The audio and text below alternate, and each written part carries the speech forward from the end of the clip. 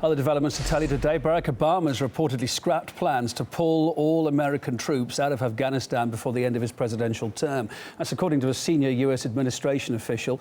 They say Washington will keep thousands of soldiers in the country.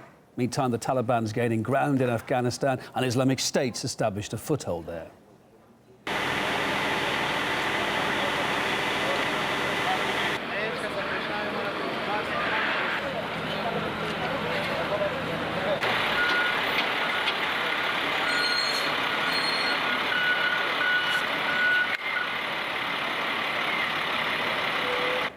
So an official announcement expected later today. If it happens, it won't be the only U-turn in American policy in Afghanistan. Throughout the years, we've had a whole host of statements from Barack Obama. We are going to end combat operations in Afghanistan at the end of 2014. We would consider a train and advise mission that would extend beyond 2014. By the end of next year, our war in Afghanistan will be over. America's war in Afghanistan will come to a responsible end. And by the end of this year, the transition will be complete, and Afghans will take full responsibility for their security, and our combat mission will be over. I've decided that we will maintain our current posture of 9,800 troops through the end of this year.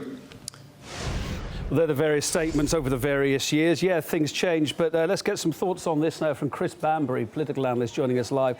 Things change, but was it a coordinated plan to start with? You have to debate the question. It's been going backwards and forwards here. American troops have been in Afghanistan since 2001. What have they brought to peace there in the peace process, looking back? Well, there is no peace process in Afghanistan. We should remember that President Obama was first elected on a promise to withdraw American troops from Afghanistan. And with this announcement, American troops are likely to remain in Afghanistan when he's left the White House. So this represents a failure for the Obama administration. And we have a chaos represented by the ability of the Taliban to take the city of Kunduz, however temporarily, the disaster of the American bombing of the Médecins Sans Frontières hospital. And what it shows is that the Taliban's capacity to wage war in Afghanistan has not been reduced. And in fact, if anything, it is growing in terms of the geography of the Taliban presence. We have the Americans openly saying Islamic State are also building up a presence in Afghanistan. The government is unable to deal with this situation because it is divided. The election result is contested, as we know. And the army, despite massive efforts by the Americans and NATO to train it, is unable to fight. When the Americans first began pulling back from ground operations, they knew the Taliban had infiltrated the Afghani army and questioned its reliability. And all in all, this remains a failed state, the biggest producer of heroin in the world. It's the indictment. Given everything you've said there and what President Obama is expected to say officially in the coming hours, the prospect of a full American withdrawal is nowhere on the horizon then, yeah? No, it's not. I mean, he's talking about possibly reducing the number of troops to 5,500 by the end of next year.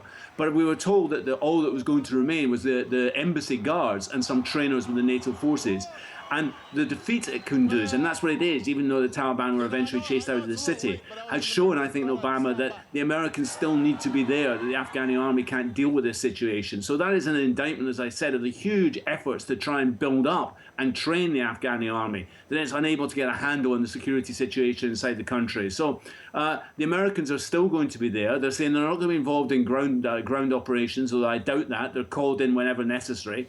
We have to add as well the huge number of mercenaries that are there from America and from the West. And I think it's likely we're going to see Western American troops involved in ground fighting, firefighting really, in an attempt to deal with Taliban incursions like that in Kunduz.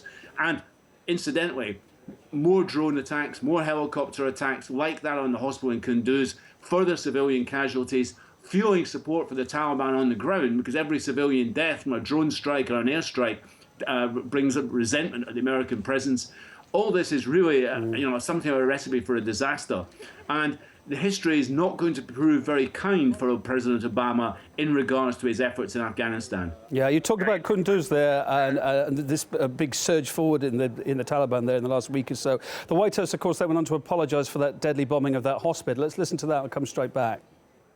President Obama spoke by telephone with Doctors Without Borders International President Dr. Joanne Liu to apologize and express his condolences for the MSF staff and patients who were killed and injured when a U.S. military airstrike mistakenly struck an MSF field hospital in Kunduz, Afghanistan. The president assured Dr. Liu that the Department of Defense investigation currently underway would provide a transparent, thorough, and objective accounting of the facts and circumstances of the incident, and that if necessary, the president would implement changes that would make tragedies like this one less likely to occur in the future. Okay, a terrible mistake owned up to in warfare, but nonetheless, this news today that American troops are going to stay on is going to make them even less welcome by the locals, I guess. Well, I mean, it's interesting that Obama has belatedly apologized for this attack, even though Médecins Sans Frontières were on the phone within seconds to the Americans saying that this attack had taken place. He doesn't phone up Afghani victims of American drone attacks and make that apology. So, you know, the attack in Kunduz on the hospital, yes, we'll feel resentment, but it's the daily sort of attacks, the killing of civilians, the accidental deaths caused by the drone strikes and the airstrikes, which are causing the real resentment on the ground. And as I say, there's no apology from Obama for that.